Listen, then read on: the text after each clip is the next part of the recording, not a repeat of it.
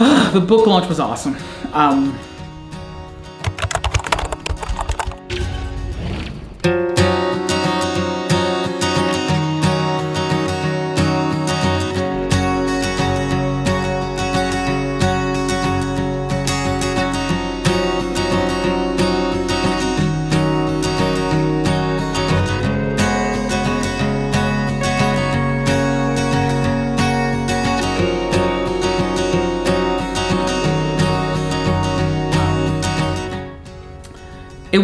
So we started at 10 a.m. and went till 7. Judy and I were super stressed the night before, super stressed the morning, stressed about the food. Judy was stressed because I was having her order the food and I was doing like all the physical setup and stuff, and I think she felt a lot of pressure to order the food, but I needed her to kind of take that pressure because that's not a strength of mine. But I decorated in here. I put more pictures up. The garage is kind of back to its utilitarian mode.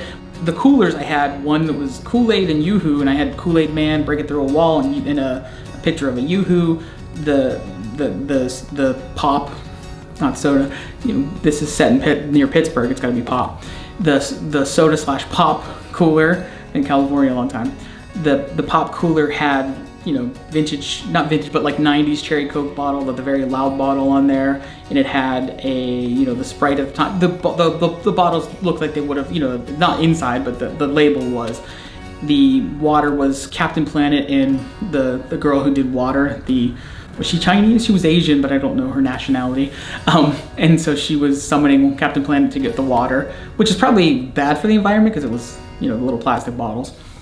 Zen guarded the trash can. I did get a picture of that one, sent it to Steve. So if you're watching, Steve, I made sure to send that one to you. Steve unfortunately wasn't here, but he's been an awesome supporter. He got a quote in the book and just been super awesome to me in general. Obviously, just, you know, I'm so grateful for him and the other people who gave me quotes, but I'm, you know, so glad for everyone who did come, and even people who didn't, who still like wanted to support, people who couldn't make it.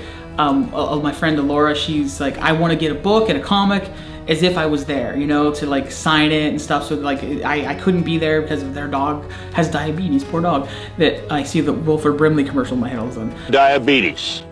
She wants to, you know, hopefully you're watching this, that she's like, I want to make it like as if I was there. And other friends have kind of said the same thing. And then particularly the one thing that I say that did make me sad, in retrospect, reflecting on it, was that no one was from Pennsylvania, obviously, which is where this book is set. And I'm looking at my Ewok village, and I got to show people.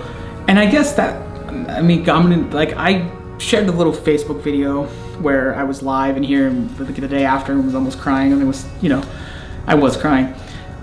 Those trees are from Pennsylvania that my dad helped me cut down, and you know, it was a little sad though. It was so cool to see so many people from different times in my life throughout the years. When I did my film festival, when I just was a teacher, and I've had, you know, former students who were now friends, and all these people came to my house and got to overlap. People who had never met each other, who, you know, my friend Howard, who did art for my film festival, and then my friend Wynn, who was like a supporter of that, and they never crossed paths, but they were, you know, that time period they were like overlapping, but they got to sit and talk. And my former student Miguel, who's been a friend, who Judy has never got to meet, even though I've talked about him forever and ever and ever, and they finally got to sit and talk. And, you know, just so many people like that came, and then the neighbors, so many of my neighbors who you know, they get to come and like see my giant toy banner. And then, you know, I'm talking to my one neighbor Tom about mask toys and how he just let his girl play with those, and the see that side of people and talk to,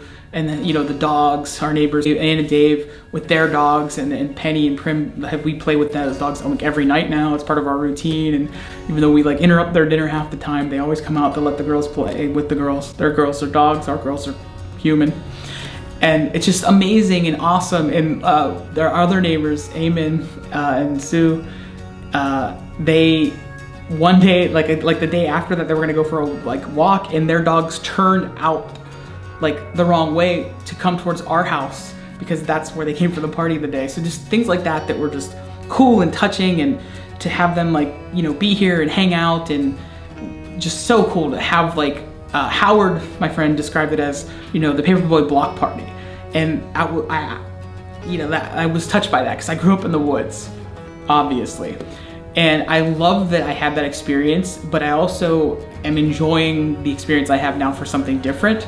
And maybe I'll write a book about it someday. Maybe Penny will or Priv, I don't know. It's just really cool to see the community I'm in this house. And I've had a lot of, for personal reasons that some of you watching this know, I've held resentment towards the actual house in a weird way. And we could talk personally, for those of you who know me, which is probably everyone watching this. And so I'm glad that's been healing for me. That relationship is still bad, but you know, there's a restoration within this community here, and that's awesome to see, you know? And so I'm just encouraged by that and happy to be here, happy my kids have these neighbors, happy to have, and like Ann and Dave, so they bought 2 copies, right? One for themselves and one for her brother, who had me sign a very funny thing. In there, the inscription was like, to my best friend Mark, Josiah the Great, and I said one of those 2 things is true, I won't say which. And then 2 more copies for friends of theirs who have like kids. So that's super cool. So those are over there. I got to sign them. I got to come up with something clever, she said, or witty. So I'm just so encouraged by like the support from the people here and my friends, some of whom I haven't seen in a long time, and just get to spend time with them. I am just grateful for the opportunity to write this book. That please read it. Please read it. That I can share this story that's a reflection of who I am, and like the significance of the significance of these things. I created this YouTube channel to sort of reflect that to a degree. The whole point is these unbelievably dark, heavy things, thanks to the things that we love and care about, can be overcome. That's what this is. That's, in part, it's about finding friendship, finding community that can help you survive even when you're dead, when you're a ghost, I guess. Because it's still, despite all that, it is still a fictional story about a boy and his ghost. So we can have fun with that too.